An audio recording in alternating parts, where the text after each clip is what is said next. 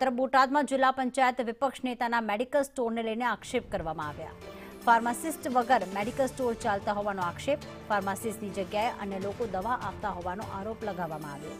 લોકોના આરોગ્ય સાથે ચેડા થતા હોવાનો પણ આક્ષેપ થઈ રહ્યો છે।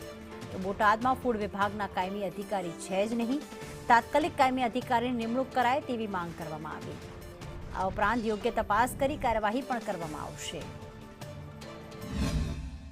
બોટાદ જિલ્લાની અંદર જે આજુબાજુમાં બધા મેડિકલ સ્ટોરો ચાલે છે, બોટાદ સિટીની અંદર જે મેડિકલ સ્ટોરો ચાલે છે, તો એવું મને જાણવા મળ્યું છે કે આ લોકો ફાર્માસ્યુટિકલ જે એમનું જે સર્ટિફિકેટ હોવું જોઈએ એની વગર અન્ય માણસો રાખી અને આવા મેડિકલ સ્ટોરો ચલાવતા હોય એવું મારું ધ્યાનમાં આવ્યું છે। જે તો તાત્કાલિક આ બાબતમાં યોગ્ય તપાસ કરવામાં આવે અને દરેક મેડિકલ સ્ટોરની અંદર ફાર્માસ્યુટિકલ જેની પાસે ડિગ્રી હોય એ જ લોકો બેસે, જેથી લોકોનું આરોગ્ય સાથે ચેડા ન થાય। એટલે આની માટે કોઈ ડ્રગ્સ ઇન્સ્પેક્ટર કે કંઈ પણ નિમવાના થતા હોય તો તાત્કાલિક અસરથી બોટાદ જિલ્લાની અંદર આવા નિમવામાં આવે।